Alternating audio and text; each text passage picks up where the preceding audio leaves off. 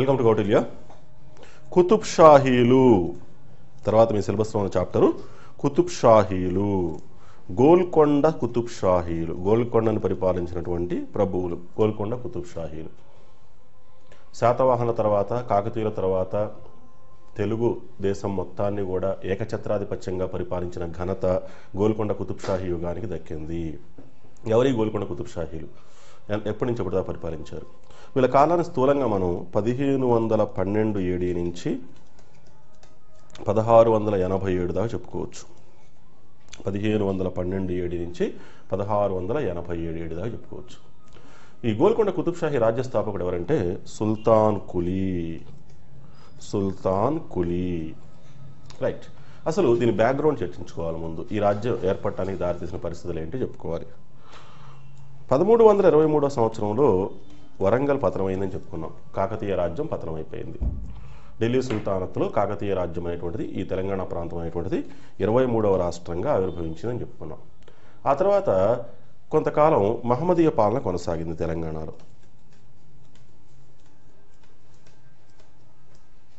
తర్వాత ఏం జరిగింది? మహమ్మదీయ క్రూర పాలన, అంటే ముఖ్యంగా గవర్నర్లు కానీ సేనాపతులు కానీ వాళ్ళు అవలంబించినటువంటి విధానాలు, క్రూరత్వంతో కూడినటువంటి వాళ్ళ అణిచివేత విధానాలు, హిందూ ధర్మాన్ని అణిచివేసినటువంటి విధానాలు, వీటన్నిటితో విసుగు చెందినటువంటి ప్రజానీకం మహమ్మదీయ పాలనకు వ్యతిరేకంగా తిరుగుబాటు చేయడం జరిగింది.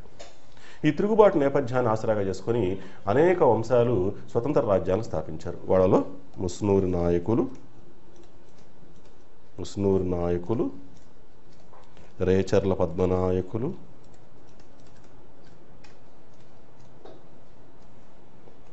రెడ్డి రాజులు, వీళ్ళు ముఖ్యమైన వాళ్ళు. అంటే మహమ్మదీయ పాలన కొద్ది కాలం మాత్రమే కొనసాగింది. తర్వాత వీళ్ళ విజృంభణతో ముస్నూరు నాయక రాజ్యం, రేచర్ల పద్మనాయక రాజ్యం, రెడ్డి రాజ్యం, అటువైపు విజయనగర రాజ్యం, ఇలా వీళ్ళ విజృంభణతో ఏమైందంటే కొంతకాలం తర్వాత మహమ్మదీయ పాలన తాత్కాలికంగా ఆగిపోయింది. Very temporary. వీళ్ళంతా కలిసికట్టుగా ఉంటే బాగుండేది. వీళ్ళ మధ్య విభేదాలు అనేటువంటివి పొడచూపటం వల్ల మళ్ళా మహమ్మదీయ పాలన 1347 సంవత్సరంలో హసన్ గంగు నేతృత్వంలో బహమనీ సామ్రాజ్యం రూపంలో స్థాపించడం జరిగింది. బహమనీ రాజ్యం మళ్ళీ మహమ్మదీయ పాలన పునఃస్థాపించబడింది అనమాట. 1347 సంవత్సరంలో అల్లావుద్దీన్ బహమన్ షా అంటారు, ఆయనకి ఇంకో పేరు హసన్ గంగు, ఆయన ఆధ్వర్యంలో బహమనీ సామ్రాజ్యం ఏర్పడింది. మళ్ళీ మహమ్మదీయ పాలన అనేటువంటి తెలంగాణ ప్రాంతంలో పునఃస్థాపించబడింది.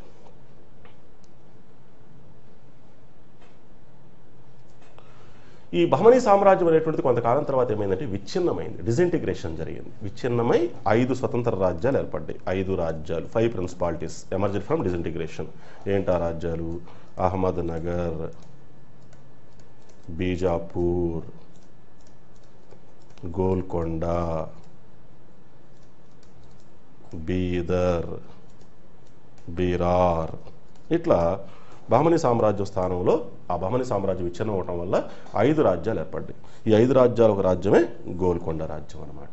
అంటే బహమనీ సామ్రాజ్యం విచ్ఛిన్నమైన తర్వాత గోల్కొండ కేంద్రంగా స్థాపించబడిందే గోల్కొండ కుతుబ్ షాహీ రాజ్యము అంటాం.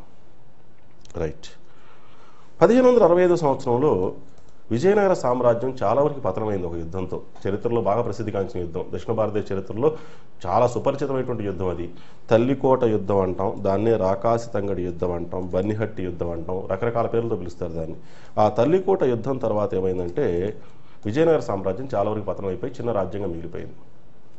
దాన్ని ఆసరాగా చేసుకుని కుతుబ్ షాహీ పాలన అనేటువంటిది, తెలంగాణకు మాత్రమే పరిమితమైన కుతుబ్ షాహీ పాలన అనేటువంటిది కోస్తా ఆంధ్ర ఇతర ప్రాంతాలకి విస్తరించింది.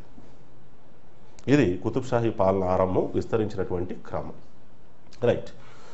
కుతుబ్ షాహీ రాజ్యస్థాపకుడు, స్వతంత్ర కుతుబ్ షాహీ రాజ్యస్థాపకుడు సుల్తాన్ కులీ అని చెప్పుకున్నాం. ఎక్కడి నుంచి వచ్చారు ఈ కుతుబ్ షాహీలు?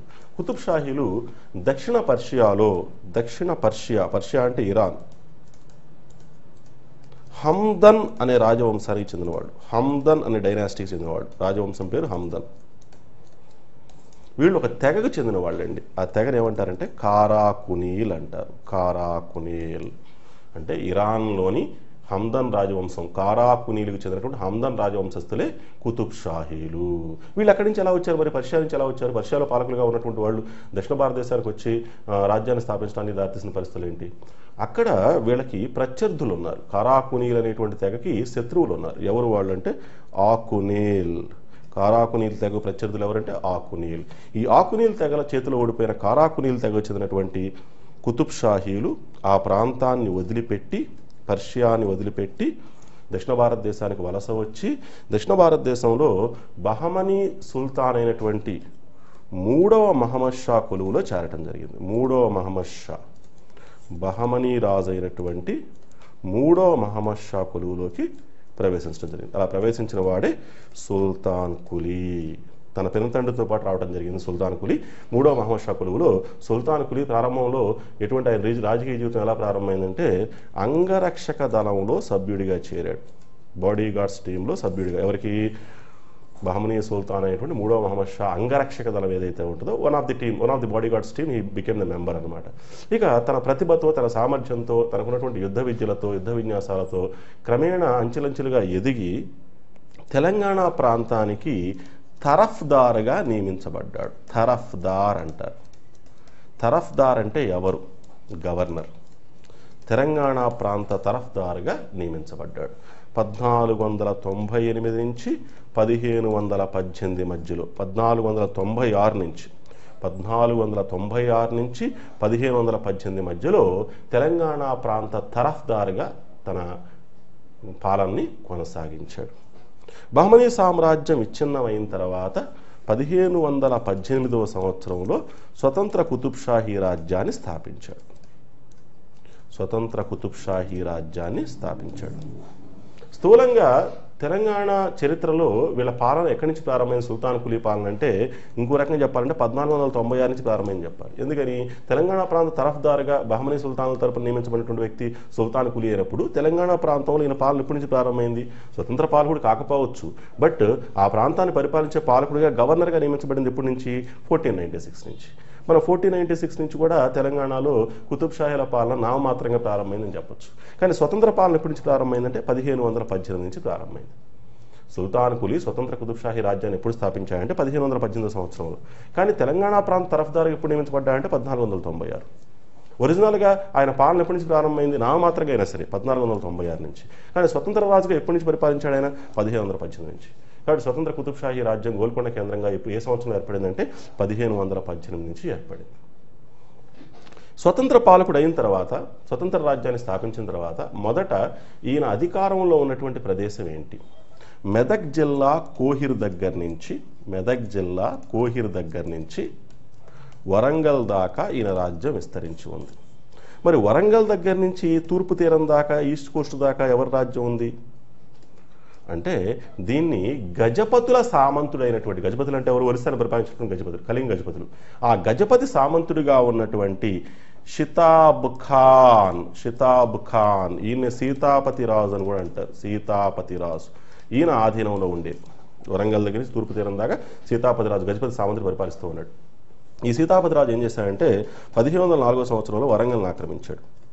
వరంగల్ని ఆక్రమించి వరంగల్ రాజ్యాన్ని స్థాపించాడు.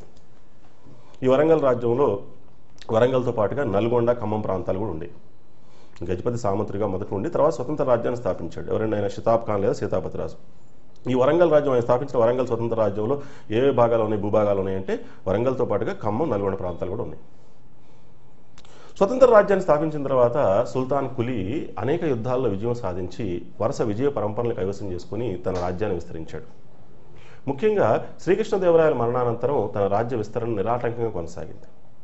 షితాబ్ ఖాన్ లేదా సీతాపతి రాజును ఓడించి దేవరకొండ, పానగల్లు ఈ ప్రాంతాలన్నింటినీ తన స్వాధీనంలోకి తెచ్చుకోవడం జరిగింది. అదేవిధంగా 1529 సంవత్సరంలో శ్రీకృష్ణదేవరాయల మరణం జరిగింది. శ్రీకృష్ణదేవరాయల మరణం తర్వాత ఈయన పాలన అనేటువంటిది అనేక ప్రాంతాలకు విస్తరించింది. మొత్తం ఈయన పరిపాలనా కాలం స్థూలంగా ఏంటి? 1518లో స్వతంత్ర రాజ్యాన్ని స్థాపించాడని చెప్పుకున్నాం కదా, అక్కడి నుంచి 1543 దాకా 1543లో మరణించాడు ఈయన. 1543 దాకా పరిపాలించాడు ఈయన. స్థానికులు చాలా మర్యాద గౌరవాన్ని ఇచ్చేవాడు, స్థానికులకు ఉన్నతోద్యోగాల్లో అవకాశం కల్పించేవాడు. అందుకే ఈయన్ని ప్రజలు ఏమనేవాడు అంటే స్థానిక ప్రజలు బడే మాలిక్ అని పిలిచేవాడు. బడే మాలిక్, స్థానికుల చేత బడే మాలిక్గా పిలువబడినటువంటి కుతుబ్ షాహీ పాలకుడు ఎవరు? సుల్తాన్ కులీ. 90 సంవత్సరాల పైబడిన వయసులో ఉన్నటువంటి సుల్తాన్ కులీకి మొత్తం 6 కుమారులు ఉన్నారండి. ఈయన వయోవృద్ధుడు అయిన తర్వాత ఈయన కుమారుల్లో 3వ కుమారుడు, ఆయన పేరు జంషీద్ అంటారు. ఈ జంషీదు తన తండ్రిని ఒక బానిస చేత క్రూరంగా హత్య చేయించాడు. గోల్కొండ కోట లోపల ఒక తటాకం దగ్గర ఆభరణాలు చూసుకుంటున్నటువంటి తన ఆభరణాలను పరుచుకొని పరిశీలించుకుంటూ ఉన్నాడు ఈయన. అలా పరిశీలించుకుంటున్నటువంటి సుల్తాన్ కులీని ఒక బానిసని నియోగించి పంపించి అతని చేత వెనుక నుంచి అతి క్రూరంగా మర్డర్ చేయించాడు. అతని కుమారుడే, సొంత కుమారుడే, 3వ కుమారుడు. 6 కుమారులు ఉన్నారు ఈయనకి. ఆయన 3వ కుమారుడు చేశాడు ఈ ఘాతుకాన్ని. అతని పేరు జంషీద్ అంటారు. గోల్కొండ ప్రాంతానికి మహమ్మద్ నగరంగా పేరు పెట్టినటువంటి వాడు ఎవరిని అడుగుతాడు? మహమ్మద్ నగరంగా పేరు పెట్టింది సుల్తాన్ కులీని. గోల్కొండకు గతంలో ఏమని పేరంటే మంగళారం అంటారు. గోల్కొండకి గతంలో ప్రాచీన కాలంలో పేరు ఏంటంటే మంగళారం. ఈ గోల్కొండ ప్రాంతానికి మహమ్మద్ నగరంగా పేరు పెట్టినటువంటి వాడు ఎవరంటే మొదటి పాలకుడైనటువంటి స్వతంత్ర కుతుబ్షాహీ రాజ్యస్థాపకుడైనటువంటి సుల్తాన్ కులీ. ఈయన గోల్కొండ కోటని పటిష్టం చేయడం ప్రారంభించాడు. ఈ గోల్కొండ కోట నిర్మాణం అనేటువంటిది దాదాపు 62 సంవత్సరాలు పట్టిందని చెప్పాలి. 3 సుల్తాన్ల కాలంలో జరిగింది ఈ గోల్కొండ కోట నిర్మాణం అనేటువంటిది. సుల్తాన్ కులీ, అదేవిధంగా జంషీదు, ఇబ్రహీం కులీ. ఇబ్రహీం కులీ కుతుబ్షా కాలంలో ఈ గోల్కొండ నిర్మాణం పరిపూర్ణమైంది. మొత్తం 62 సంవత్సరాల కాలం. అంటే 1518 నుంచి స్టార్ట్ చేద్దాం, 1580 దాకా అని చెప్పుకోవాలి. 62 సంవత్సరాలు పట్టింది గోల్కొండ నిర్మాణం అనేటువంటిది. ఎవరి కాలంలో పూర్తయింది గోల్కొండ కోట నిర్మాణం అంటే పరిపూర్ణమైంది ఇప్పుడు అంటే ఇబ్రహీం కులీ కుతుబ్షా, 3వ పాలకుడు అయినటువంటి ఇబ్రహీం కులీ కుతుబ్షా కాలంలో అది పరిపూర్ణమైంది చెప్పాలి. 3వ పాలకుడు, కొంతమంది 4వ పాలకుడు అంటారు. 3వ పాలకుడు వచ్చేసరికి సుబాను, ఆయన 7 నెలలే పరిపాలించాడు. రైట్. ఇది సుల్తాన్ కులీ గురించినటువంటి స్థూలమైనటువంటి చరిత్ర. సుల్తాన్ కులీ తర్వాత జంషీదు అధికారంలో, తండ్రిని చంపి జంషీద్ అధికారంలోకి వచ్చాడు. ఈయన్ని యార్ కులీ జంషీద్ అంటారు. యార్ కులీ జంషీద్ కంప్లీట్ నేమ్. జంషీద్ కులీ కుతుబ్ షా అని చెప్పి కొన్ని పుస్తకాలు రాస్తూ ఉన్నారు, తప్పది.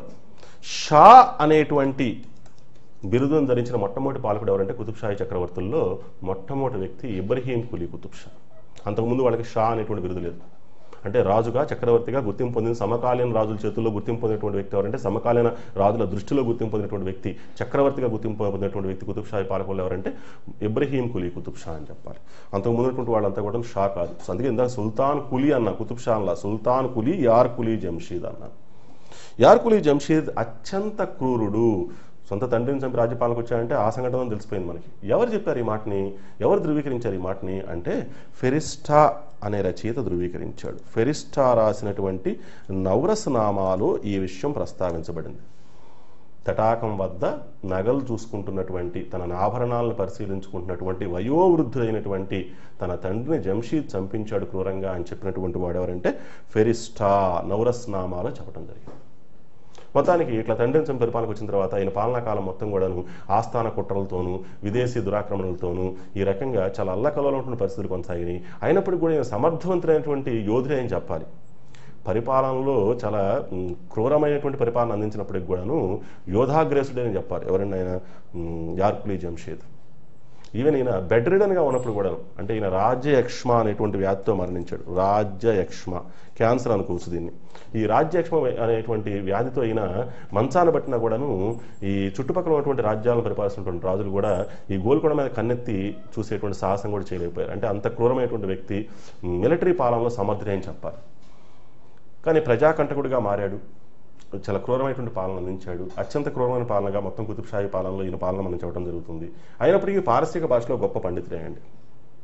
పర్షియన్ భాషలో వీళ్ళ అధికార భాష ఏంటంటే పర్షియన్ భాష. పారసీక భాషలో గొప్ప పండితుడైన ఎవరు? యార్ కులీ జంషీద్.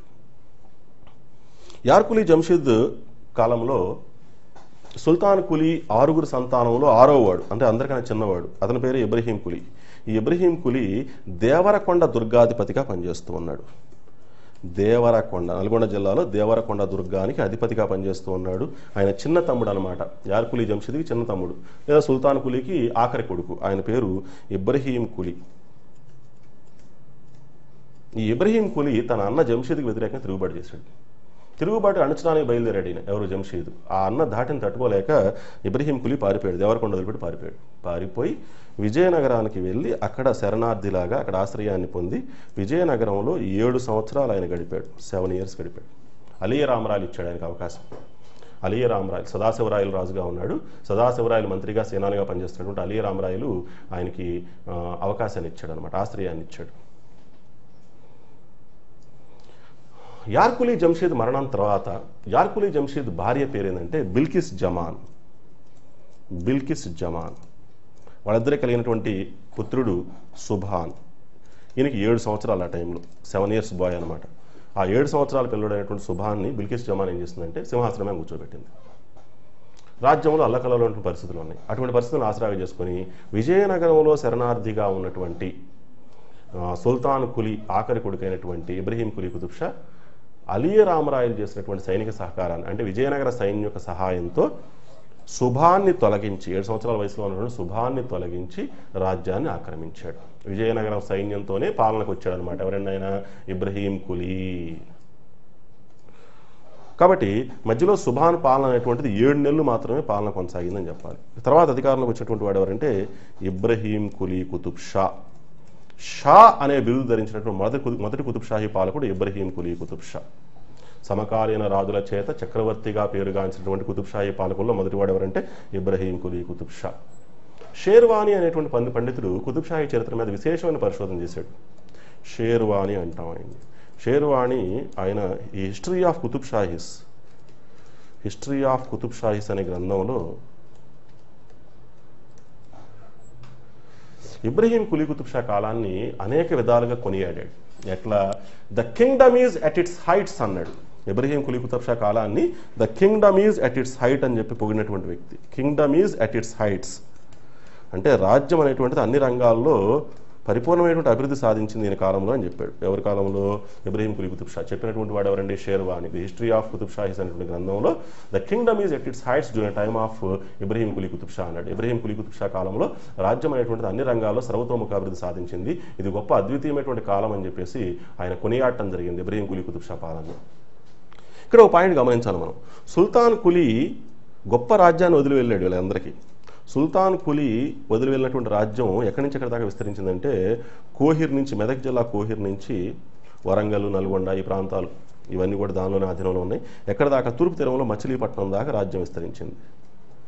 కోహిర్ నుంచి మచిలీపట్నం దాకా నల్గొండ, వరంగల్ ప్రాంతాలు ఇవన్నీ కూడా సువిశాల సామ్రాజ్యంలో అంతర్భాగంగా ఉన్నాయన్నమాట. సుల్తాన్ కులీ దగ్గర నుంచి వచ్చినటువంటి వారసత్వం అది.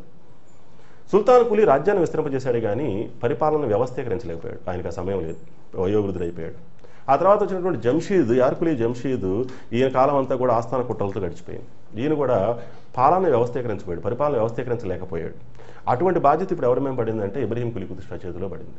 కాబట్టి పాలనని పునర్వ్యవస్థీకరించిన మొట్టమొదటి రాజు కులీ కుతుబ్ షా చక్రవర్తులు ఎవరంటే ఇబ్రహీం కులీ కుతుబ్ షా అని చెప్పాల్సిందే.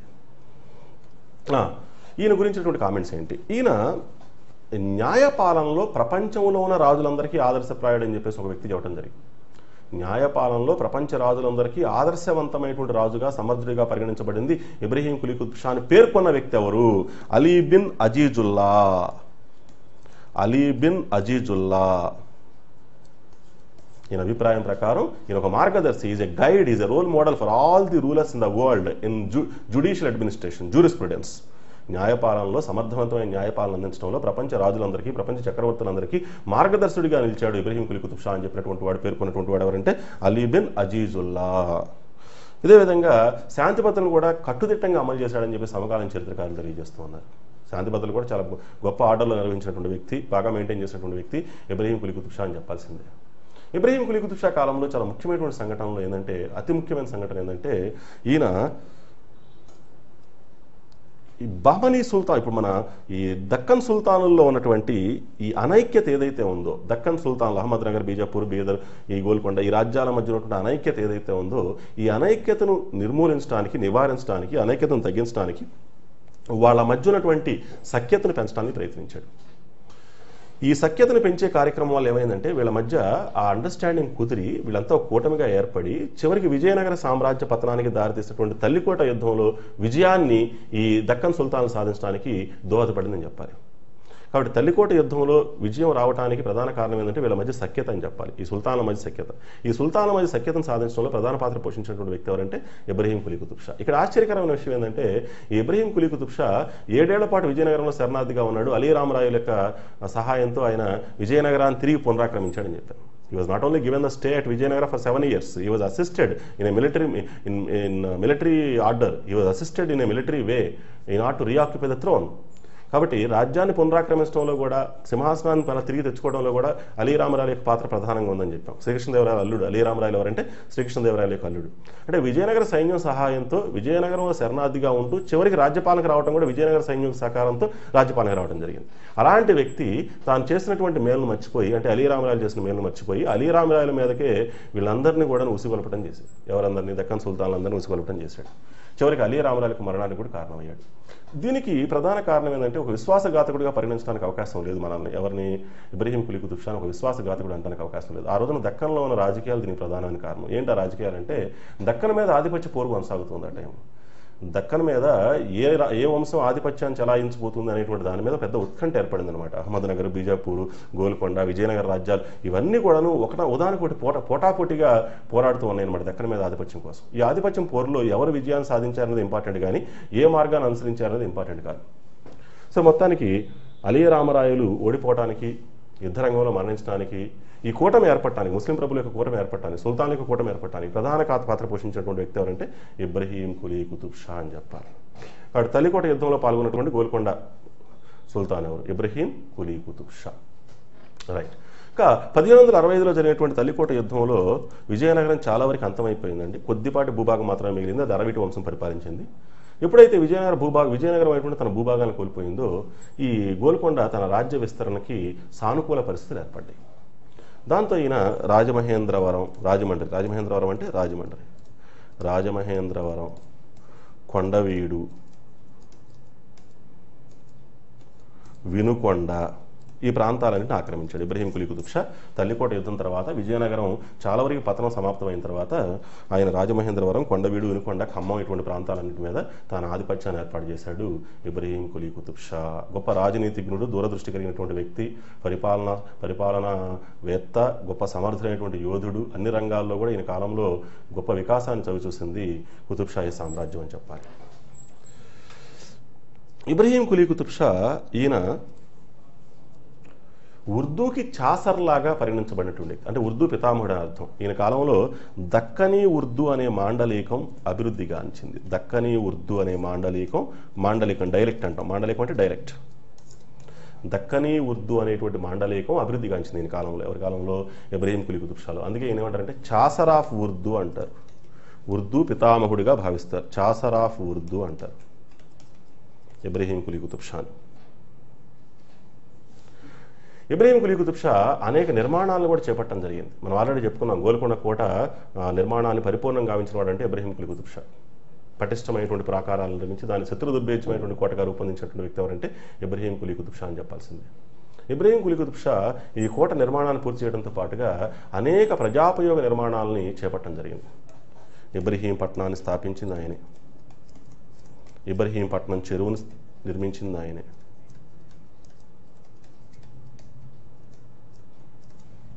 అదేవిధంగా పూల్ బాగ్ అంటాం.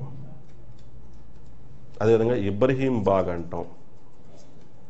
అదేవిధంగా లంగర్ హౌస్, భిక్షు గృహాలు అంటారు వాటిని. బాటసారుల కోసం, బిచ్చగాళ్ళ కోసం, వర్తకుల కోసం, వాళ్ళు సేద తీరటానికి, వాళ్ళ వస్తువులను పెట్టుకోవడానికి రాత్రిపూట లంగర్ హౌస్ అని పిలవాలి. లంగర్ హౌస్, భిక్షు గృహాలు అంటాం ఇంగ్లీష్లో. వీటన్నింటిని స్థాపించినటువంటి ఘనత ఎవరికి దక్కిందంటే ఇబ్రహీం కులీ కుతుబ్ షాకి దక్కింది. నిర్మాణ రంగంలో కూడా అనేక వినూత్నమైనటువంటి కార్యక్రమాలకు శ్రీకారం చుట్టాడు ఇబ్రహీం కులీ కుతుబ్ షా.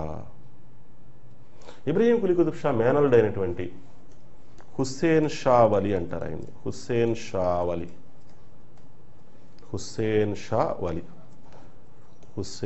వలి ఈయన ఆధ్వర్యంలో నిర్మాణం అయిందే ప్రసిద్ధిగాంచినటువంటి హుస్సేన్ సాగర్ తటాకం.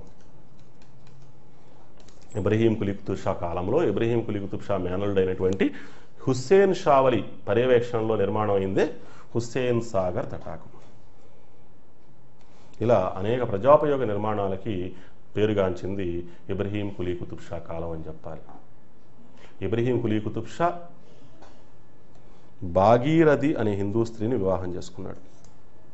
అందుకే గోల్కొండకి ఈయన పెట్టినటువంటి పేరు ఏంటంటే భాగీరథిపురం అని పెట్టాడు. భాగీరథిపురం. గోల్కొండకు మహమ్మద్ నగరం అని పేరు పెట్టినవాడు సుల్తాన్ కులీ. గోల్కొండకు భాగీరథ పురం లేదా భాగీరథ నగరం అని పేరు పెట్టినటువంటి వాడు ఇబ్రహీం కులీ కుతుబ్ షా.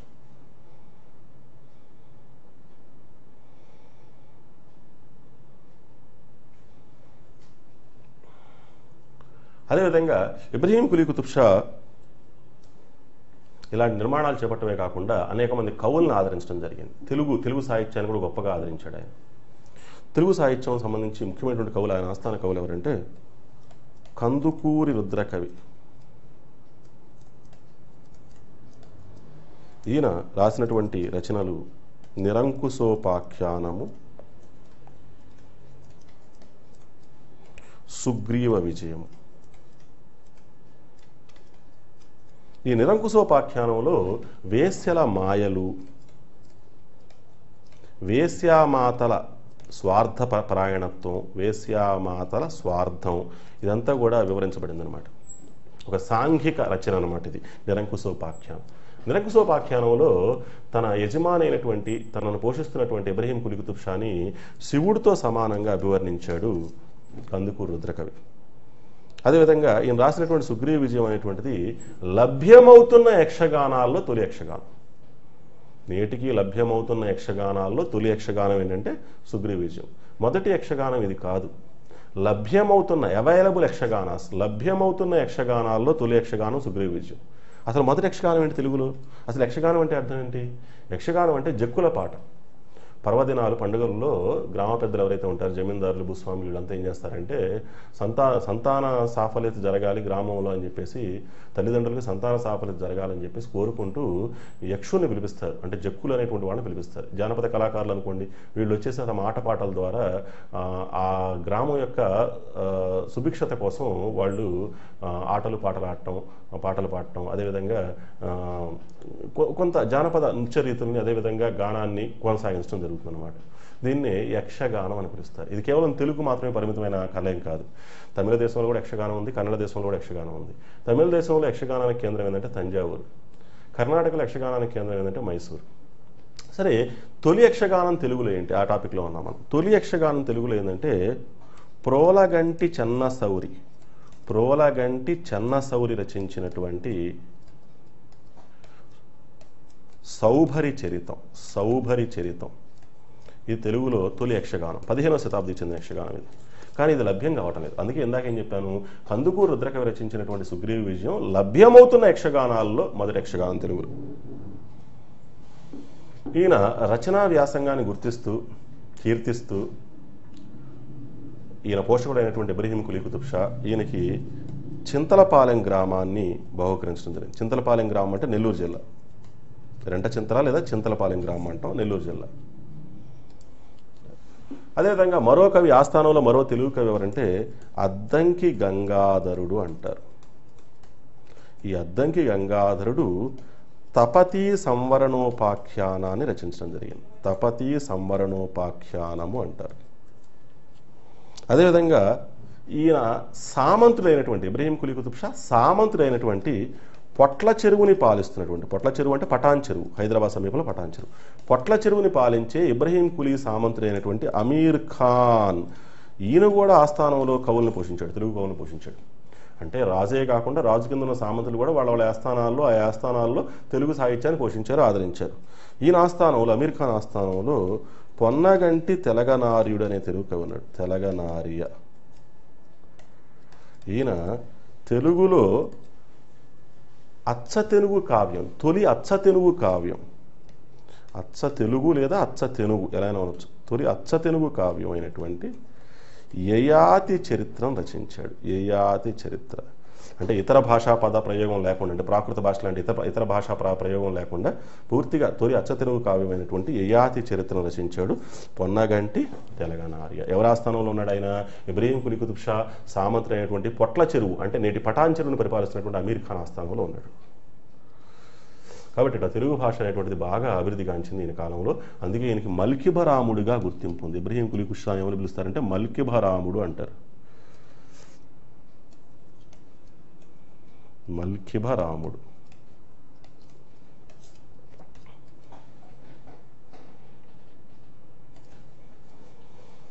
ఇబ్రహీం కులీ కుతుబ్ షా తర్వాత ఇబ్రహీం కులీ కుతుబ్ షాకి భాగీరథికి జన్మించినటువంటి మహమ్మద్ కులీ కుతుబ్ షా పరిపాలన రావడం జరిగింది.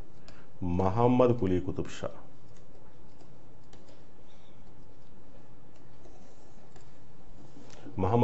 షా పరిపాలనకు వచ్చాడు. మహమ్మద్ కులీ కుతుబ్ షా కాలం అన్ని రంగాల్లో సర్వతోముఖాభివృద్ధి సాధించింది. నిర్మాణ రంగంలో అయితే ఒక ఉన్నతమైనటువంటి పతాక స్థానాన్ని సాధించింది. కాబట్టి ఈయన కాలాన్ని చరిత్రకారులు కుతుబ్ షాహీ యుగంలో స్వర్ణయుగంగా అభివర్ణిస్తారు. ఇంపార్టెంట్ ఇది. కుతుబ్ షాహీల కాలంలో స్వర్ణయుగంగా ఎవరి కాలం అభివర్ణిస్తారంటే మహమ్మద్ కులీ కుతుబ్ షా కాలాన్ని అభివర్ణించడం జరుగుతుంది. మహమ్మద్ కులీ కుతుబ్ షా సమకాలీనుడు అక్బర్ అండి. మొఘల్ చక్రవర్తులు బాగా బలోపేతమైనటువంటి కాలం ఇది. దక్కన్ మీద దండయాత్రలు అనేది ప్రారంభమైనటువంటి కాలం ఇది. కానీ అలాంటి పరిస్థితుల్లో కూడా మహమ్మద్ కులీ కుతుబ్ షా తన స్వాతంత్రాన్ని కాపాడుకోగలిగాడు. సమర్థవంతంగా స్వాతంత్రాన్ని కాపాడుకోగలిగాడు. మరో ముఖ్యమైన విషయం ఏంటంటే విజయనగర రాజు అయినటువంటి రెండవ వెంకటపతి రాయలు, అరవీటి వంశానికి చెందినటువంటి రెండవ వెంకటపతి రాయలు ఈయనతో సుదీర్ఘకాలం యుద్ధం చేసినటువంటి కుతుబ్ షాహీ పాలకుడు ఎవరంటే మహమ్మద్ కులీ కుతుబ్ షా అని చెప్పాలి. చేసినటువంటి యుద్ధాలు పెద్ద సంఖ్య లేకపోయినప్పుడు కూడా ఈయన మిగతా అనేక రంగాల్లో కూడా విశేషమైన ప్రగతి సాధించడంలో హైదరాబాద్కి పాటుపడినటువంటి వ్యక్తి ఎవరంటే సుల్తాన్ కులీ కుతుబ్ షా. అసలు హైదరాబాద్ నగర నిర్మాత ఆయనే. హైదరాబాద్ నగర నిర్మాత ఎవరంటే మహమ్మద్ కులీ కుతుబ్ షా.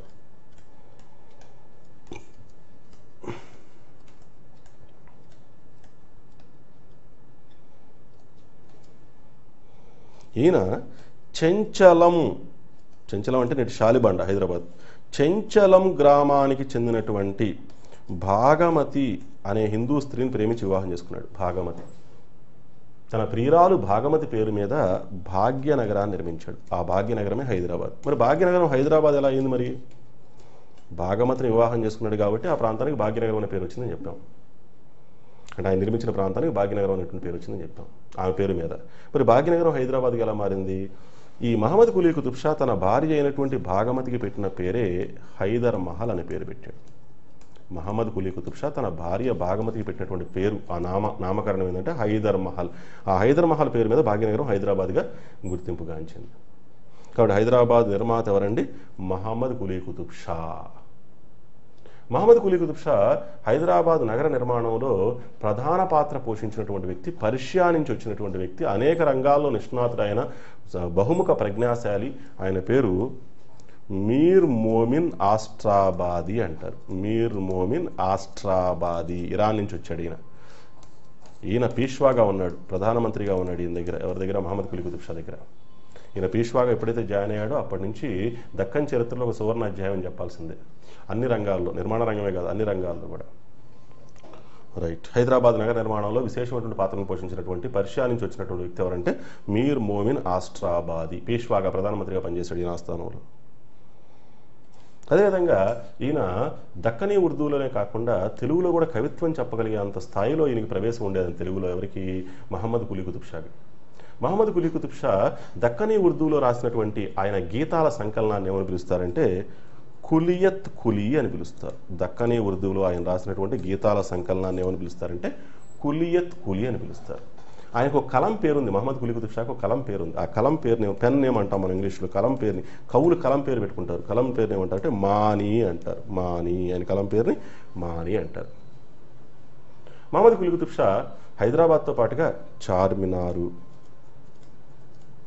ప్లేగు వ్యాధి నిర్మూలనకు సూచికగా నిర్మాణమైనటువంటి నిర్మాణం చార్మినారు, చార్ కమాను, దాద్ మహల్. దాద్ మహల్ అనేది న్యాయస్థానం అండి, కోర్టు. ఖుదా మహల్, అదేవిధంగా దారుల్ షిఫా. దారుల్ షిఫా అనేది హాస్పిటల్, ఆసుపత్రి.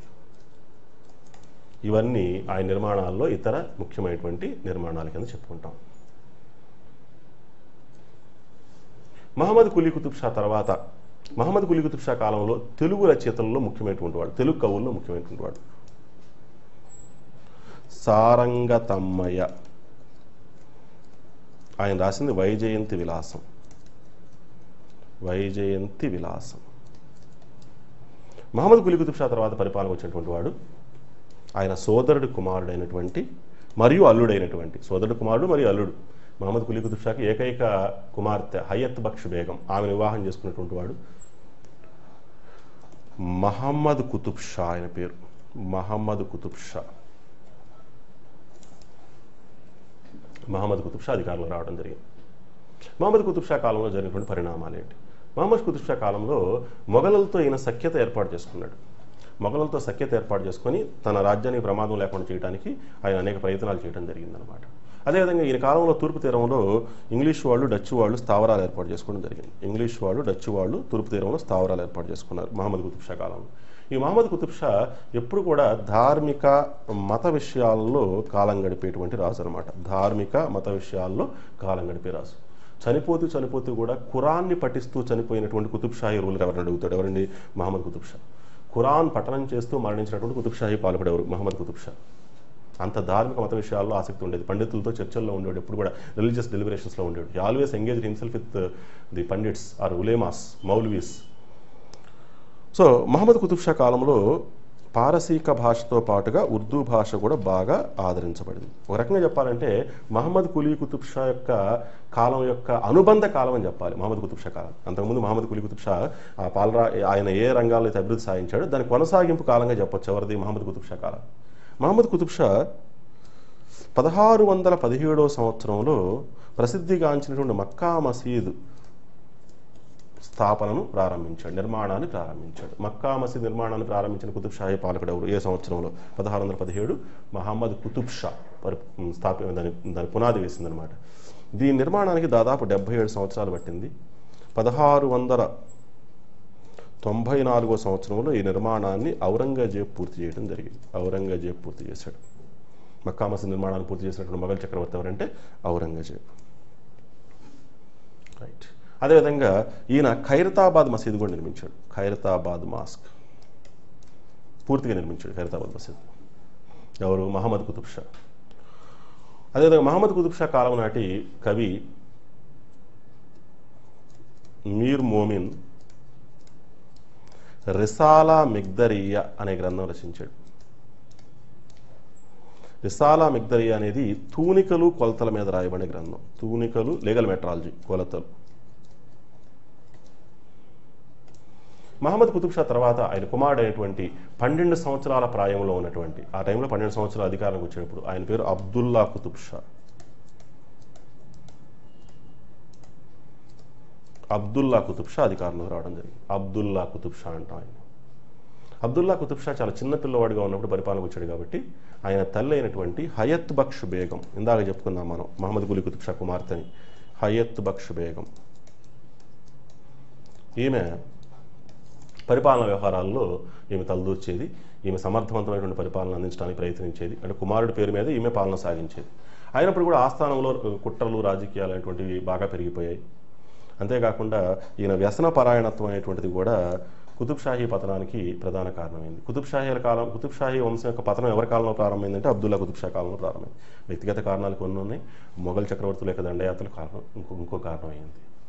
రైట్. ఏం జరిగింది ఈ కాలంలో అంటే షాజహాన్ మొఘల్ చక్రవర్తి అవటం జరిగింది. షాజహాన్ 1636వ సంవత్సరంలో గోల్కొండ మీద దాడి చేస్తే గోల్కొండ లొంగిపోయి, అంటే అబ్దుల్లా కుతుబ్ షా లొంగిపోయి సామంతరాజుగా ఉండటానికి ఒప్పుకున్నాడు.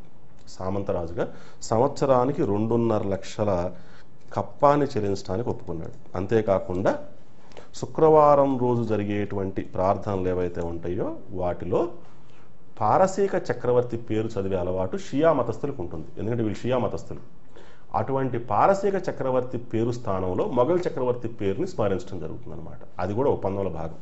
శుక్రవారం జరిగేటువంటి ప్రార్థనలు, మసీదుల్లో జరిగే ప్రార్థనల్లో షియా మత సాంప్రదాయానికి వ్యతిరేకంగా పారసీక చక్రవర్తి పేరు కాకుండా మొఘల్ చక్రవర్తి పేరు ఉంచడానికి కూడా ఒప్పుకున్నాడు.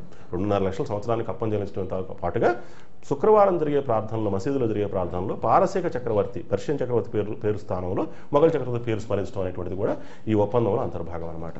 ఇట్లా మొఘల్ సామంత రాజ్యం అయింది గోల్కొండ. ఎవరి కాలంలో అంటే అబ్దుల్లా కుతుబ్ షా కాలంలో గోల్కొండ రాజ్యం మొఘల్ సామంత రాజ్యం అయింది. తర్వాత అబ్దుల్లా కుతుబ్ షా ఏం చేశాడంటే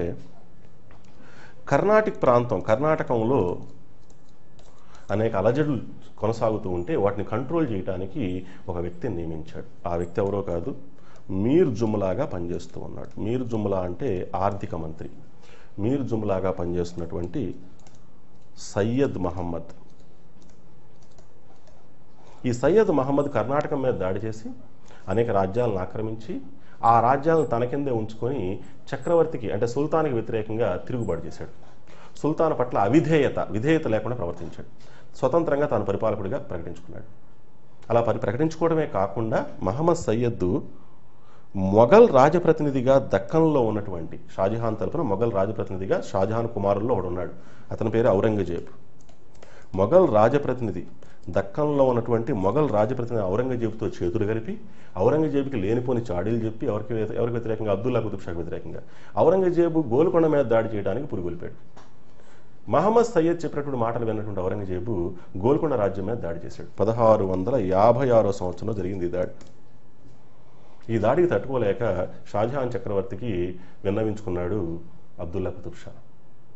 దాంతో షాజహాన్ చక్రవర్తి మధ్యవర్తిత్వం చేయడంతో ఒక ఒప్పందం కుదిరింది. ఎవరెవరికి ఔరంగజేబ్కి అబ్దుల్లా కుతుబ్ షాకి మధ్య ఒప్పందం జరిగింది. ఈ ఒప్పందంలో భాగంగా 1,000,000 హొన్నులు ఇవ్వాల్సి వస్తుంది. దాంతోపాటుగా అబ్దుల్లా కుతుబ్ షా కుమార్తెని ఔరంగజేబ్ కుమారుల్లో ఒకడైనటువంటి మహమ్మద్ సుల్తాన్కి ఇచ్చి పెళ్లి చేయాలి. మహమ్మద్ సుల్తాన్ అంటారు. పెళ్లి చేసి ఆ మహమ్మద్ సుల్తాన్ తన వారసుడిగా ప్రకటించాడు. ఎవరు? అబ్దుల్లా కుతుబ్ షా. దీనంతటికి ఒప్పుకున్నాడు అబ్దుల్లా కుతుబ్ షా. దీంతో గోల్కొండ యొక్క పతనం అనేటువంటిది నిరాటంగా కొనసాగింది. గోల్కొండకు ప్రతిష్ట, దక్కన్లో ఉన్న ప్రతిష్ట ఏదైతే ఉందో, ఎంత ప్రతిష్ట అయితే మూటకట్టుకున్నారో అదంతా కూడా అడుగంటిపోయింది ఇలాంటి అవమానకరమైన ఒప్పందంతో. దక్కన్లో రాజప్రతినిధిగా ఉన్నటువంటి ఔరంగజేబుని రెచ్చగొట్టాడు ఎవరైనా సయ్యద్ మహమ్మద్. అలా ఔరంగజేబు దండయాత్ర చేయటం, ఆ దండయాత్ర తట్టుకోలేకపోవటం, దాంతో చక్రవర్తి షాజహానే ఇన్వాల్వ్ అవటం ఈ విషయంలో షాజహాన్ మధ్యవర్తిత్వంతో 1,000,000 హొన్నులు చెల్లించడానికి ఒప్పుకోవడం అబ్దుల్లా కుతుబ్ షా ఔరంగజేబ్కి. దాంతోపాటుగా తన కుమార్తెని ఔరంగజేబు కుమారుల్లో ఒకడైనటువంటి మహమ్మద్ సుల్తాన్కి ఇచ్చి పెళ్లి చేయడానికి, అదేవిధంగా అతని తర్వాత తన వారసుడిగా డిక్లేర్ చేయడానికి ఒప్పుకోవడం అబ్దుల్లా కుతుబ్ షా. ఇలాంటి అవమానకరమైన షరతులు ఎప్పుడైతే ఒప్పుకున్నాడు అబ్దుల్లా కుతుబ్ షా, గోల్కొండ కీర్తి అనేటువంటిది అడుగంటిపోయింది, పతనమైపోయింది. దీన్ని ఆసరాగా చేసుకొని మొఘల్ యొక్క దండయాత్రలు, వరుస దండయాత్రలను ఆసరాగా చేసుకొని ఎలా ఓడిపోయారు వీళ్ళు అనేటువంటి ఆసరాగా చేసుకొని ఈ ఇంగ్లీష్ వాళ్ళు, డచ్ వాళ్ళు వీళ్ళు సుల్తాన్ ధిక్కరించి తమ వ్యాపార కార్యకలాపాలు కొనసాగించుకున్నారు. యాక్చువల్గా అబ్దుల్లా కుతుబ్ షా 1636 సంవత్సరంలో ఇంగ్లీష్ వాళ్ళకి బంగారు ఫర్మానాలు జారీ చేశాడు. వ్యాపారం చేసుకుంటానికి ఆయన విశేషమైన స్వేచ్ఛ కల్పిస్తూ బంగారు ఫర్మానాన్ని ఇచ్చాడు. ఎవరు? అబ్దుల్లా కుతుబ్ షా. ఎవరికి? ఇంగ్లీష్ వాళ్ళకి. చేసిన మేలు మర్చిపోయారు ఇంగ్లీష్ వాళ్ళు. డచ్ వాళ్ళు కూడా చేసిన మేలు మర్చిపోయి ఇక స్వేచ్ఛగా అంటే పూర్తిగా ధిక్కరిస్తూ సుల్తాన్ ధిక్కరిస్తూ, ఎందుకంటే సుల్తాన్ చాలాసార్లు ఓడిపోయాడు ఎవరి చేతుల్లో? మొఘల్ చక్రవర్తుల చేతుల్లో. దాంతో ఆ బలహీనతను ఆసరాగా చేసుకొని వాళ్ళు కూడా తిరుగుబాటు పందాన్ని అనుసరించడం జరిగింది. సో ఇటువంటి పరిస్థితుల్ని కంట్రోల్ చేయడానికి అంటే ఈ డచ్ వాళ్ళు ఏం చేశారు ఆ టైంలో అంటే మద్రాస్ సమీపంలో శాంతోమ్ని ఆక్రమించారు సుల్తాన్ అధికారాన్ని ధిక్కరించి. అదేవిధంగా ఇంగ్లీష్ వాళ్ళు ఏం చేశారంటే మచిలీపట్నం, మెడ్రాస్ ప్రాంతాల్లో అద్దెలు చెల్లించడానికి నిరాకరించారు. యాక్చువల్గా వాళ్ళు కొంత లీజ్ ఇవ్వాలి, కొంత అమౌంట్ ఇవ్వాలి ఎవరికి? సుల్తాన్కి. మేము చెల్లించమని చెప్పారు. ఏం చేస్తావు చేసుకోమని చెప్పారు. అంటే మొఘల్ చక్రవర్తి చేతిలో ఓడిపోయిన తర్వాత ఈ అవమానకరమైన షరతులను ఎప్పుడైతే అంగీకరించాడో అబ్దుల్లా కుతుబ్ షా ప్రతిష్టను కోల్పోయాడు. దాంతో ఆటోమేటిక్గా బలహీనత వచ్చేసింది. మిగతా వాళ్ళంతా తిరుగుబాటు పందాన్ని అనుసరించడం జరిగింది. ఇలాంటి పరిస్థితులను కంట్రోల్ చేయడానికి అంటే పాశ్చాత్యుల యొక్క ఈ ఆగడాలను కంట్రోల్ చేయడానికి, పాశ్చాత్య వర్తకుల యొక్క ఆగడాలను కంట్రోల్ చేయడానికి అబ్దుల్లా కుతుబ్ షా ఏం చేశాడంటే కర్ణాటక పాలకుడిగా ఒక సమర్థుడైన గవర్నర్ నియమించాడు. ఆయనే రజాక్ కులీ నక్రమ్ ఖాన్. ఈ రజాక్ కులీ నక్రమ్ ఖాన్ అనేటువంటి వ్యక్తి సమర్థుడు, యోధుడు. ఈయన ఈ పాశ్చాత్యుల యొక్క తిరుగుబాట్ల మొత్తాన్ని అణిచివేసి వాళ్ళ దగ్గర నుంచి కప్పాన్ని, అదేవిధంగా సుంకాన్ని వసూలు చేశాడు. ఇది అబ్దుల్లా కుతుబ్ షా కాలంలో జరిగినటువంటి సంఘటనలు. అబ్దుల్లా కుతుబ్ షా తర్వాత అధికారంలోకి వచ్చిన వాడు చివరివాడు అబుల్ హసన్ తాన్ షా. కుతుబ్ షాయిల్లో చివరి రాజు అబుల్ హసన్ తానీ షా. ఈయన ఎక్కడి నుంచి వచ్చాడనే దాని మీద చరిత్రకారుల భేదాభిప్రాయాలు ఉన్నాయి. కొంతమంది స్థానిక చరిత్ర ఏం చెప్తుందంటే ఈయన సిద్దిపేటకు చెందినటువంటి సాలె కుటుంబానికి చెందినటువంటి వాళ్ళు ఈయన్ని పెంచి పెద్ద చేశారని చెప్పేసి ఇట్లా రకరకాల కథనాలు అనేవి ఉన్నాయండి. కానీ చాలా వరకు దేశీయ విదేశీయ రచనలు మనం పరిశీలించినట్లయితే ఏమర్థమైందంటే ఈయన పర్షియా దేశస్థుడు అంటే ఇరాన్కి చెందినటువంటి వాడు. కుతుబ్ షాహీ వంశానికి దూరపు బంధువు అవుతాడు. కుతుబ్ షాహీ వంశానికి దూరపు బంధువు, డిస్టెంట్ రిలేటివ్. వ్యాపారం నిమిత్తం ఆయన గోల్కొండకు రావటం జరిగింది. తర్వాత ఈ అబ్దుల్లా కుతుబ్ షా మూడవ అల్లుడిగా మారటం జరిగింది. అంటే అల్లుడిగా అంటే ఆయన కుమార్తెలో ఒకరిని వివాహం చేసుకోవడం జరిగింది. తర్వాత అతనే రాజ్యపాలన రావడం జరిగింది అనేటువంటిది దేశీయ విదేశీ సాహిత్యాల్లో ఎక్కువ గ్రంథాలు మనకి ధృవీకరిస్తున్నటువంటి అంశాలు. ఈయన కొంతకాలం షార్జు కట్టాల్ అనే సూఫీ సన్యాసి వద్ద కాలం గడిపాడు.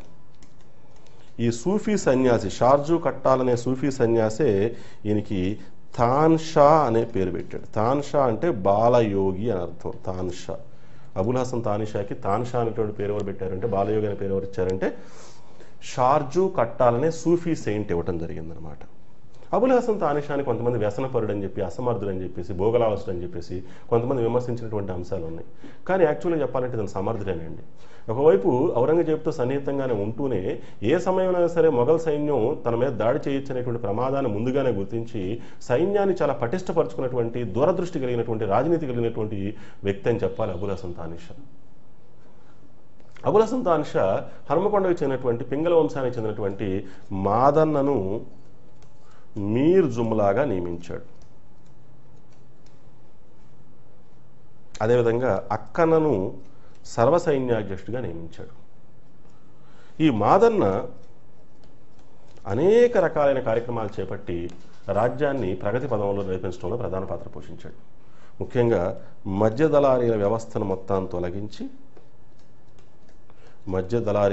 తొలగించి రైతుల నుంచి నేరుగా శిస్తును వసూలు చేసి వ్యవసాయ రంగంలో సుస్థిరమైనటువంటి పరిస్థితులు ఏర్పడేట్టుగా ప్రధాన పాత్ర పోషించాడు. అదేవిధంగా పాశ్చాత్య వర్తకుల యొక్క ఆగడాలను అరికట్టాడు. తిరుగుబాటుదారులను అణిచివేశాడు.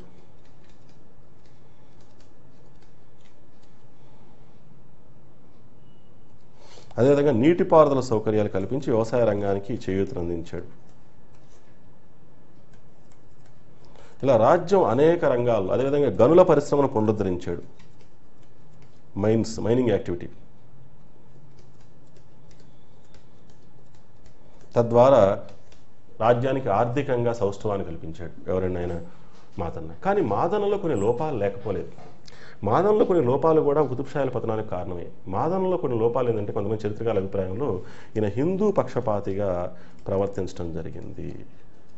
ముస్లింలను సరిగ్గా ఆదరించలేకపోయాడు, హిందూ పక్షపాతిగా ప్రవర్తించడం. ఇంకోటి ఏంటంటే బంధుప్రీతి ఎక్కువ అనేటువంటిది కూడా మనకి కొన్ని ఉదాహరణలు ఉన్నాయి. నిజమే అనిపిస్తుంది. సోదరుడైన అక్కను సర్వసైన్యాధ్యక్షుడిగా చేయడంలో ప్రధాన పాత్ర పోషించడం, మేనల్లులకి క్రియాశీలకమైనటువంటి పదవుల్లో స్థానం ఇవ్వడం. కంచర్ల గోపన్ కూడా ఈ మేనల్లుడే, రామదాసులదే కంచర్ల గోపన్. ఆయన తహసీల్దార్గా నియమించబడ్డాడు. ఇట్లా కొంత బంధుప్రీతి, ఆశ్రిత పక్షపాతం, హిందూ పక్షపాతం ఇవన్నీ కూడా ఆయనకు ఉన్నట్లుగా మనకి కొన్ని ఉదాహరణలుగా కూడా మనకి తెలియజేస్తూ ఉన్నాయి అన్నమాట. రైట్, ఏం జరిగింది ఇక్కడ? ఔరంగజేబ్ మొదటి నుంచి చెప్తూ ఉన్నాడు ఎవరికి, గోల్కొండ కుతుబ్షాహీలకి ఏమని చెబుతున్నాడు? తనకు వ్యతిరేకంగా తిరుగుబాటు చేస్తూ అనేక దుర్గాలను ఆక్రమిస్తున్న శివాజీకి ఏమాత్రం కూడా సహకరించకూడదని చెప్పాడు. కానీ మాదన్ ఏం చేశాడు? శివాజీతో గనక కుతుబ్షాహీ పాలకుడు చేతులు కలిపితే మొఘళ్ళ దాడిని సమర్థవంతంగా అరికట్టచ్చు అని చెప్పేసి ఒక పథకాన్ని రచించి దానిలో భాగంగా శివాజీని గోల్కొండ కోటకు ఆహ్వానించాడు మాదన్న. శివాజీకి అబుల్ హసన్ తాన్షాకి మధ్య ఒప్పందం జరిగింది. ఏంటి ఒప్పందం ఏంటి? అబుల్ హసన్ తాన్షాకి శివాజీ మధ్య జరిగిన ఒప్పందం ఏంటంటే, శివాజీ చేసేటువంటి ప్రతి దక్కన్ దండయాత్రలో, దక్షిణ దేశ దండయాత్రల్లో 3000 హొన్నులు ఇవ్వాలి శివాజీకి. ఎవరు? అబుల్ హసన్ తానిషా. అలా ఇచ్చినందుకు శివాజీ తాను ఏవైతే ఆక్రమిస్తారో ఆయా దండయాత్రల్లో ఆక్రమించిన దాన్ని పంచుకోవాలి, ఎవరితో? కుతుబ్షాహీ రాజుతో పంచుకోవాలి. ఇదండి ఒప్పందం. దీని ప్రకారం 1677 సంవత్సరంలో ఏం జరిగిందంటే, శివాజీ బళ్ళారి, ఆరణి, వెల్లూరు, జంజి ఈ ప్రాంతాలన్నింటిని ఆక్రమించాడు. మరి ఒప్పందం ప్రకారం 3000 హొన్నులు ఇవ్వాలి కదా, ఇచ్చాడు ఈయన. ఎవరు? అబుల్ హసన్ తానిషా. మరి ఒప్పందం ప్రకారం ఆక్రమించిన ప్రాంతాలని అబుల్ హసన్ తానిషాతో పంచుకోవాలి కదా, ఈయన పంచుకోలేదు. ఎవరు? శివాజీ పంచుకోలేదు. అంటే ఒప్పందాన్ని అబుల్ హసన్ తానిషా గౌరవించాడు, శివాజీ ఉల్లంఘించాడు దూరదృష్టి లేకుండా. ఒకవేళ కనుక వీళ్ళిద్దరు కలిసినట్లయితే ఒక బలిష్టమైనటువంటి వర్గం ఏర్పడేది దక్షిణ భారతదేశంలో. ఔరంగజేబు దక్కన్ దండయాత్ర అనేటువంటిది అంత తేలికయ్యేది కాదు. మరాఠాలు కుతుబ్షాహీలు కలిస్తే మరాఠాల యొక్క సాహసం, కుతుబ్షాహీల సంపద ఈ రెండు కలిసి ఏకమై ఔరంగజేబు చాలా తీవ్రమైన ప్రతిఘటన తప్పేది కాదు. ఒకవేళ ఔరంగజేబు సక్సెస్ అయ్యేవాడు కాదేమో. కాబట్టి దూరదృష్టి లేకుండా ఈ శివాజీ ఈ చిన్న ఒప్పందాన్ని ఉల్లంఘించి అనవసరంగా ఈ ఔరంగజేబు యొక్క దక్షిణ దేశ దండయాత్రకి మార్గం సుగమం చేశాడు ఇండైరెక్ట్గా అని చెప్పాలి. సరే, మొత్తానికి ఇదంతా ఈయన కాలంలో జరిగినటువంటి పరిణామాలు. అదేవిధంగా 1685 సంవత్సరంలో ఔరంగజేబ్ తన కుమారుల్లో ఒకడైనటువంటి షా ఆలంని గోల్కొండపై దండయాత్రకు పంపించాడు. ఈ దాడిలో ఓడిపోయినటువంటి మొదటైతే విజయం సాధించాడండి అబుల్ హసన్ తానిషా. కానీ సేనానులు చేసినటువంటి కుట్ర వల్ల, విశ్వాసరాహిత్యంతో చేసిన కుట్ర వల్ల ఓటమి ఎదుర్కోవాల్సి వచ్చింది. ఆ ఓటమి తర్వాత అబుల్ హసన్ తానిషా యుద్ధ నష్టపరిహారం కింద 1 కోటి హొన్నులు చెల్లించడానికి ఒప్పుకున్నాడు. అదే కాకుండా సంవత్సరానికి 2 లక్షల హొన్నులు కప్పంగా చెల్లించడానికి ఒప్పుకున్నాడు.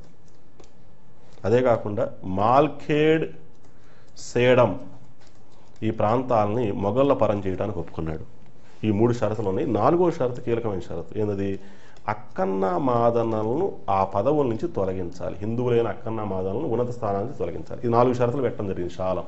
ఏంటి ఆ షరతులు అంటే, ఓడిపోయిన తర్వాత అబుల్ హసన్ తానిషాకి షా ఆలం పెట్టిన షరతులు 1 కోటి హొన్నులు ఇవ్వాలి, పాత బకాయిల కింద, యుద్ధ నష్టపరిహారం కింద, ఎరియర్స్ కింద.